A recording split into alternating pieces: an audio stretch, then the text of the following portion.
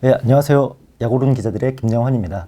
김지한입니다. 예, 새해 첫 영업일부터 좀 세간을 놀래키는 사건이죠. 오스템 임플란트에서 1,880억이라는 아주 거액을 횡령한 사건이 발생했습니다. 회사 직원 한 명이 빼돌렸다고 하는데 이 상장사 사상 가장 큰 규모의 횡령이라고 하네요. 이게 예수가 태어나서 1년에 1억씩 저축해도 한 2,020억밖에 안 되거든요.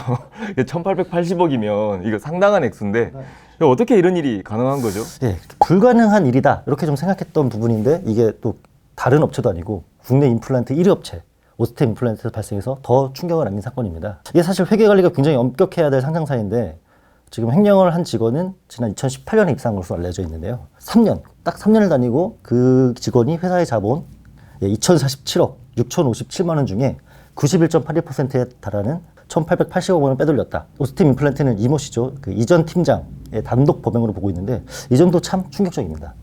혼자서 참 대담한 범행을 저질렀다라는 생각이 드는데 도대체 어떤 수법으로 1,880억 원을 빼돌린 거죠? 예, 회사 측은 설명을 이렇습니다. 입출금 내역과 자금 수지, 잔액 증명서를 위조하는 방식을 동원했다. 이렇게 얘기를 하는데요. 자금 수지는 아시다시피 자금의 수입과 지출을 관리하기 위해서 작성하는 문서고요. 또 그 잔액 증명서는 은행으로부터 우리 잔액 얼마냐 하면 은행이 떼어줘야 되는 서류인데 이 두 개를 조작했고 또 아까 전에 말씀드렸던 입출금 내역 이런 것들을 좀 조작해서 회사 측을 속였다고 합니다. 사실 회사에서 자금팀 한 명이라도 은행에 우리 좀 잔액 좀 곱시다 했으면 금방 들통날 일이었는데도 불구하고 이것이 이 정도 규모의 상장사가 되지 않았다. 조금 시스템적인 문제가 있지 않았나 좀 이렇게 보고 있는 거고요. 사실은 이 부분은 좀 김지한 기자가 좀 더 취재를 했죠. 사실 저는 좀 제 머리로는 잘 이해가 안 됐어요. 회사 규모가 크면 우리가 아까 자금 수지네 뭐네 여러 가지 이야기 하셨는데 장부 굉장히 많을 거잖아요. 그쵸. 그 장부들의 숫자를 다 조작을 하고 또 요즘에 또 전산화돼 있잖아요. 이거 사실 조작이 불가능한 거거든요. 인터넷 뱅킹에 우리 숫자 못 바꾸잖아요. 그쵸. 네. 이런 일이 벌어졌다는 게 저는 굉장히 놀라웠는데 안 그래도 어제 상장사에 자금 담당 관리자 그리고 CFO 재무 담당자 여러 곳에 전화를 돌렸어요.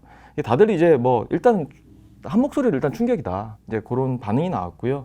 어떻게 해서 이런 일이 벌어질 수 있느냐, 이게 모든 회사에 다 가능한 일이냐, 아니면 이 오스템 임플란트만 가능한 일이냐, 사실 그쪽에 좀 포커스를 맞추고 취재를 했습니다. 취재를 했는데 일단 규모가 작은 회사에서는 자금 담당자들이 입출금도 혼자서 다 하고 재무 장부 기록도 본인이 하고 다 여러 가지 멀티로 일을 한답니다. 그래서 충분히 나쁜맘 먹으면 할 수 있는데 어느 정도 규모가 되면 자금 내역서를 이제 CFO에 보고하면 CFO가 이걸 보고 결제를 내고 인터넷 뱅킹으로 쏴주고요. 그리고 그걸 또 장부에 기록한 사람 따로 있다고 합니다. 그래서 업무가 좀 분리가 돼 있어서 절대로 이게 횡령을 할 수 있는 그런 상황이 아닌데 오스템 임플란트 같은 경우에는 집행과 결제와 이 기록의 분리 기능이 없었던 것으로 파악이 되고 있고요. 또 한쪽에서 측면에서는 이거 단독 범행 불가능하다. 이 CFO는 그럼 뭐 했냐? 말이 안 된다. 그래서 약간의 공모 가능성도 있을 수 있다라는 의혹을 제기하는 목소리도 있었습니다. 그렇겠어요. 공모했거나 아니면은 무능력하거나 둘 중에 하나겠네요. 이제 오스템 임플란트는 이제 시가총액 2조 386억 원, 코스닥 시총 22위 이런 거대한 좀 기업인데 자금 결제 집행 기록 등의 분리 기능이 없더라고 하더라도 아무도 몰랐다. 이게 좀 납득이 안 되는 부분이에요. 그러니까 거기서도 이야기하는 게 이제 CFO나 자금관리팀, 재무팀에서의 어떤 그 관리가 안 됐다고 하더라도 일반적으로 회사에서 월간 보고라는 게 있대요. 자산 월간 보고, 자금 월보라고 하는데 이 자금 월보는 대표이사에게 한 달에 한 번 정도 보고를 한다고 합니다. 이때 이제 자금 지출 내역과 통장 사본을 같이 첨부해서 보고를 한다고 합니다. 그래서 대표이사가 모를 수가 없는 거예요. 최소한 한 달 단위에서는 이게 밝혀져야 되는데 그것도 몰랐던 거고 또 좀 다른 요거보다 훨씬 더 규모가 작은 회사의 그 자금관리 담당자는 한 얘기가 ERP라는 회사마다 시스템이 있는데 이 ERP 시스템에서는 매일매일 그 자금 일보라는 게 있다고 해요. 여기에서 자산 총액과 지출 내역과 이 잔고를 항상 맞추는 일을 하루 업무의 마무리로 하고 있다고 해요. 그래서 이게 숫자가 약간이라도 틀리면 퇴근이 안 된다고 합니다. 그러니까 도저히 일어날 수 없는 일이 오스템 임플란트에서 일어났다. 이렇게 진단을 하고 있습니다. 내부 통제 시스템이 전혀 없었다. 이런 좀 추측이 가능한 거네요. 근데 또 이번 사건은 모두 올해 내에 벌어졌다. 좀 이렇게도 좀 보여진다고요? 기사 보니까 이제 3개월 안에 벌어진 일이다. 이런 얘기도 나오는데 그거는 좀 수사를 해봐야 알 것 같고요. 제가 취재한 바로는 올해 작년이죠. 2021년 한 해 동안 벌어진 일로 파악이 됐습니다. 이 이유가 일단 매년 말이 되면 이제 사업 보고서를 내지 않습니까? 사업 보고서를 내고 회계 감사를 하는데 회계 감사인이 각 금융기관에 조회서를 다 보낸다고 합니다. 이 잔고가 맞는지, 통장 잔고가 맞는지. 그래서 뭐 은행, 증권사, 캐피탈, 저축은행 뭐 쭉 다 보내겠지 않습니까? 그래서 통장 잔고가 하면 그 잔고와 실제 잔고에 있는 잔고 숫자를 맞춰본다고 합니다. 그러면 작년 2019년 말 시점에서는 이 틀릴 수가 없는 거예요. 잔고가 정확하게 맞고 그쵸. 또 회계감사인 적정이라는 그 감사 판단을 해가지고 이제 나온 거기 때문에 일단 2019년 말까지 맞았던 거고, 그럼 2020년 말까지 맞았던 거고 2021년이 문제인 건데 반기말 검토가 있지 않습니까? 요거는 감사인 같은 경우에 이제 조회서 발송 의무가 없다고 합니다. 그래서 이 회사 자금팀에서 허위로 우리 잔고가 이 정도 돼요라고 숫자를 보내주면 감사인도 속을 수밖에 없는 그런 시스템이라고 해요. 그래서 어찌됐든 간에 2021년 한 해 동안 벌어진 일이라고 이제 그렇게 하고 있고요. 그런 의미에서 보면 이제 오셈 임플란트가 지난달 31일 날 알게 됐다고 하는 거잖아요. 요 과정에서 정확하게 알게 된 거예요. 그러니까 요거 좀 얘기를 종합해보면 지난달 31일에는 무조건 이 사건이 드러날 수밖에 없었다. 뭐 이런 이야기가 되겠네요. 그 범행자 입장에서는 31일 날에는 확실하게 드러날 일이었기 때문에 어떻게 보면 이제 도주 시점을 정확하게 이제 특정할 수 있었던 거고, 또 그게 맞춰서 계획을 세웠기 때문에 신병 확보 얘기 많이 나오는데 이게 과연 쉽게 될까라는 그러게요. 생각도 듭니다. 근데 또 보면 이번 사건은 이런 거 말고도 또 좀 상당히 다른 양상으로 뭐 좀 횡령을 했다. 좀 이런 이야기도 좀 있어요. 그러니까 이게 굉장히 특이한 사건이라고 해요. 제가 이제 공인 회계사들한테도 좀 취재를 해봤는데 횡령 사건이 보통 어떻게 일어납니까? 라고 물어봤는데 보통 이제 가상의 그 법인을 하나 세운대요. 거래처를 하나 만들고 거기서 가짜로 세금 명세서를 이제 계속 발급을 하는 식이랍니다. 1년에 한 2억? 그러면 월 단위로 하면 이제 뭐 한 2천만 원 내외? 그럼 이 회사 작년에 뭐 영업이익 예를 들어 한 1,000억 정도 된다면 별 티가 안 나잖아요. 그런 식으로 그렇죠. 10년, 20년 해서 뭐 20억, 40억 이렇게 이제 횡령을 하는 게 일반적인 수법이고, 그게 누적이 돼서 액수가 좀 커지면 이게 드러난다고 합니다. 그 전에 절대 모르는 수법인데 이거는 그냥 대놓고 한 해 동안 뭐 한 2천억 가까이를 빼갔기 때문에 사실 뭐 굉장히 좀 다른 양상의 횡령 사건이다라고 생각을 하시면 될 것 같아요. 사실 그 과거에 동아건설에서도 2004년부터 2009년까지 그 횡령 사건이 있었는데 그때도 이제 1,890억이라는 큰 돈을 빼냈던 사례가 있었다고 하거든요. 근데 이거 보면은 이건 또 뭐 5년에 걸친 일이었고 그 1,890억 중에 절반 정도는 또 그냥 돌려막기에 좀 활용됐다고 하더라고요. 그래서 말씀하신 것처럼 이번처럼 자본금의 90% 이상을 이 짧은 기간에 그것도 2천억 가까운 돈을 횡령했다는 건 대단히 좀 대담한 범죄가 아닌가 좀 이렇게 좀 보여지고요. 뭐 아까 말씀하셨지만 이제 횡령 기간이 그보다 좀 짧았다는 관측에 대해서는 뭐 이런 이야기가 있더라고요. 이 지금 횡령 혐의를 받는 인물이 지난해 좀 슈퍼게임으로 알려진 동진 세미캠에 투자를 했던 이분과 좀 같은 사람 아니냐 좀 이런 이야기가 좀 확산이 되고 있어서 실제로 뭐 이분이 공개된 뭐 이름이나 생년월일 이런 조금 그 인적 정보가 굉장히 일치하는 상황이라고 하더라고요. 그래서 만약에 이 동일인인 정황이 맞다 할 경우에는 사실 이제 요 동진 세미캠 주식을 1,430억 어치를 이분이 사셨는데 요게 10월 1일이거든요. 그럼 이제 한 3달 정도 첫 횡령이 이때 발생했다 하면 이제 뭐 3달 이렇게 좀 해석을 하는 이야기도 좀 있는 것 같더라고요. 참 미스테리한 일이에요. 왜냐하면 이 회사의 어떤 허술한 시스템을 파악을 하고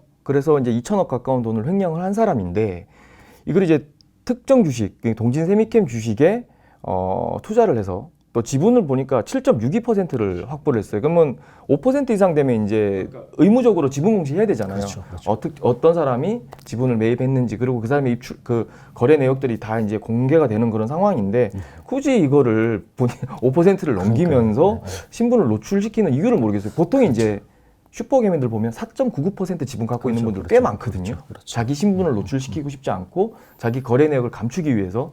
좀 이런 측면에서 보면 또 이 부분에서 굉장히 좀 허술해 보이기도 하고, 그렇죠. 예, 그래서 본인이 특정이 돼버린 거잖아요. 네. 그래서 좀 잘 이해가 안 됩니다, 저는. 그러니까 이모 씨가 사실은 그 1,430억이라는 돈을 10월 1일 날 동진 세미캠에 투자를 했는데 근데 그 이후에 6차례에 걸쳐서 매도를 했거든요. 2번 정도는 사실은 이익을 봤습니다. 근데 4번은 굉장히 좀 손해를 보고 팔았어요. 결과적으로 1,430억에 사서 1,112억을 남겼는데요. 뭐 아직 남아있는 주가 한 55만 주 정도 되니까 이게 또 가격이 그 당시보다 한 10,000원 정도 올랐어요. 그래서 사실은 요거 가치는 한 250억 전후로 파악되는데 그래서 뭐 손해본 건 한 60억, 70억 이 정도로 좀 보고 있긴 하더라고요. 그럼에도 불구하고 어쨌든 그 돈을 가져가서 결국은 손해본 장사를 한 거니까 굉장히 좀 허술한 대목이 아닌가 좀 이렇게 좀 파악이 됩니다. 그러니까 본인이 뭐 어떤 내부 정보를 하나 받아서 좀 갖고 있으면 올라간다는 확신을 가지고 잠깐 회사 돈을 빌려서 돈을 한번 벌어보겠다는 생각인데 그게 계획대로 안 되니까 또 사안이 커지니까 좀 이런 일이 벌어진 거 아닌가라는 생각도 하는데 어찌됐든 일어나지 말아야 할 일이 벌어진 것 같고요. 결국에는 뭐 얘기를 좀 종합해 보면 이 돈을 얼마만큼 되찾을 수 있느냐. 이게 이제 오스템 임플란트 사건의 이제 핵심으로 보이거든요. 그렇죠. 예. 회사 측은 이제 영장을 발부받은 대로 모든 계좌를 동결하고 대부분의 횡령 금액을 회수할 수 있다. 좀 이런 설명을 하고 있는데, 근데 이제 어쨌든 주식에 투자를 했다가 다시 받은 돈을 어떤 식으로 좀 현금화한 이 금액을 어떤 식으로 처리했는지가 사실 또 관건이 될 수 있을 것 같아요. 뭐 예를 들면 뭐 가상화폐로 바꿨다든가 이런 경우에 정말 찾기가 좀 아리송한 상황이 될 수가 있으니까요. 그래서 뭐 이 회수율을 얼마나 높일 수 있는가가 이 문제 해결에 좀 관건이 될 것으로 보입니다. 이게 주식이라는 게 항상 상장할 때는 이득을 보는 사람이 크게 많이 없는데 이게 상패가 되면 사실 피해 보는 건 소액 주주들이거든요. 그렇죠. 오스템 임플란트도 이제 그런 상황에 지금 놓여 있는 것 같은데요. 소액 주주가 보니까 한 2만 명 정도 돼요. 그러니까 이게 뭐 하루하루가 지금 가시방석에 있을 것 같고 참 피 말리는 상황인 것 같은데, 보니까 작년 한 해 동안만 주가가 한 3배 정도 올랐어요. 그래서 뭐 시총도 2조를 넘어서 코스닥에서 시총 순위 22위, 23위. 어제 장 끝나고 보니까 23위 정도 되더라고요.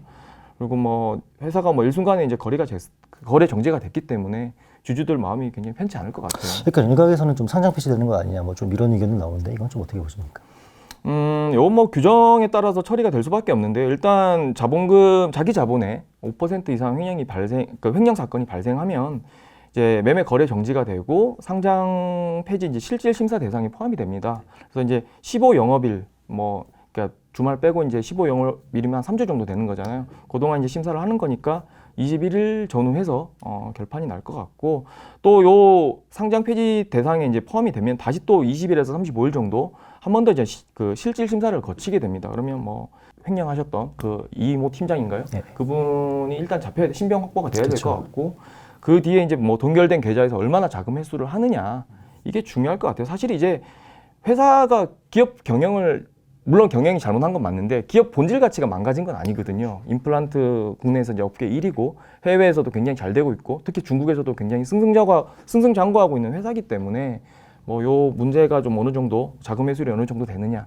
자기 자본을 다시 또 얼마만큼 확충해 나가느냐, 이게 관건일 것 같고요.